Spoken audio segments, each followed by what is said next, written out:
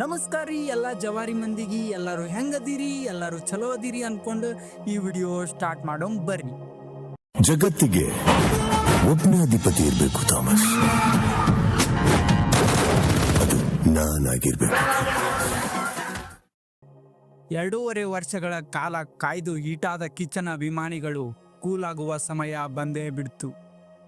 Max ಸಿನಿಮಾದಲ್ಲಿ ಮ್ಯಾಕ್ಸಿಮಮ್ಗಳೇನು ಮಿನಿಮಮ್ಗಳೇನು ನೋಡುವ ಮುನ್ನ ನೀವು ನಮ್ಮ ಚಾನಲ್ಗೆ ಹೊಸಬ್ರಾಗಿದ್ದರೆ ಸಬ್ಸ್ಕ್ರೈಬ್ ಮಾಡುವ ಮೂಲಕ ಸಪೋರ್ಟ್ ಮಾಡಿ.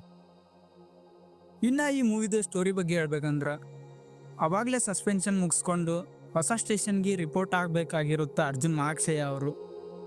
ಆ ರಿಪೋರ್ಟ್ ಆಗುವ ಹಿಂದಿನ ದಿನ ಒಂದು ಪ್ರಾಬ್ಲಮ್ ಆಗ್ತೈತಿ ಅಚಾನಕ್ಕಾಗಿ. ಆ ಪ್ರಾಬ್ಲಮ್ನ ಹೆಂಗೆ ಸಾಲ್ವ್ ಮಾಡ್ತಾರೆ, ಆ ಪ್ರಾಬ್ಲಮ್ ಒಳಗೆ ಸಿಕ್ಕಾಕೊಂಡವ್ರಿಗೆ ಹೆಂಗೆ ಕಾಪಾಡ್ತಾರೆ ಅನ್ನೋದೇ ಈ ಮೂವಿಯ ಸ್ಟೋರಿ. ಈ ಮೂವಿ ಕನ್ನಡದ one of the best action thriller movie ಅಂತ ಹೇಳ್ಬೋದು.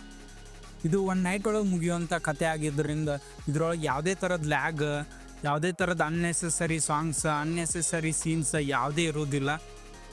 12 ತಾಸೊಳಗೆ ನಡೆಯೋ ಕತ್ತಿನ 2 ತಾಸೊಳಗೆ ಹೇಳೋದು ಒಂದು ದೊಡ್ಡ ಚಾಲೆಂಜ್ ಅಂತ ಹೇಳ್ಬೋದು. ಆ ಚಾಲೆಂಜನ್ನು ಅಚ್ಚುಕಟ್ಟಾಗಿ ನಿರ್ವಹಿಸ್ಯಾರ ಅಂತ ಹೇಳ್ಬೋದು ಸಿನಿಮಾ ತಂಡದವರು. ಇನ್ನು ಈ ಮೂವಿದ ಬ್ಯಾಕ್ಗ್ರೌಂಡ್ ಮ್ಯೂಸಿಕ್ ಬಗ್ಗೆ ಮಾತಾಡ್ಬೇಕಂದ್ರೆ, ಈ ಮೂವಿದ ಮೇನ್ ಸ್ಟ್ರೆಂತೇ ಇದ್ರ ಬ್ಯಾಕ್ಗ್ರೌಂಡ್ ಮ್ಯೂಸಿಕ್ ಅಂತಲೂ ಹೇಳ್ಬೋದು. ಅಜನೀಶ್ ಲೋಕನಾಥ್ ಅವರು ಒಂದು ಒಳ್ಳೆ ಕೆಲಸನೇ ಮಾಡ್ಯಾರ ಅಂತ ಹೇಳ್ಬೋದು. ಈ ಮೂವಿ ಒಳಗೆ ಕಾಳಿ ದೇವಿಯಿಂದ ಒಂದು ಫೈಟ್ ಸೀನ್ ಐತಿ. ಅವಾಗ ಸುದೀಪ್ ಅವರು ಹೊಡಿತಿರ್ತಾರೆ ಡ್ಯಾನ್ಸ್ ಮಾಡಿಕೊಂಡು. ಅವಾಗ ಕೊಟ್ಟಿರೋ ಬ್ಯಾಕ್ಗ್ರೌಂಡ್ ಮ್ಯೂಸಿಕ್ ಮಾತ್ರ ಗೂಸ್ ಬಂಪ್ಸ್ ಅಂತ ಹೇಳ್ಬೋದು. ಇನ್ನು ಈ ಸಿನಿಮಾದ ಡೈರೆಕ್ಷನ್ ಬಗ್ಗೆ ಮಾತಾಡ್ಬೇಕಂದ್ರೆ, ಈ ಸಿನಿಮಾನ ವಿಜಯ್ ಕಾರ್ತಿಕೇಯ ಅವರು ಡೈರೆಕ್ಟ್ ಮಾಡ್ಯಾರ. ಅವರು ಫಸ್ಟ್ ಟೈಮ್ ಡೈರೆಕ್ಷನ್ ಮಾಡಿರೋ ಸಿನಿಮಾ ಇದು. ಅವ್ರ ಫಸ್ಟ್ ಸಿನಿಮಾ ಆದ್ರೂ ಅಚ್ಚುಕಟ್ಟಾಗಿ ಅವ್ರ ಕೆಲಸನ ನಿರ್ವಹಿಸ್ಯಾರ ಅಂತ ಹೇಳ್ಬೋದು.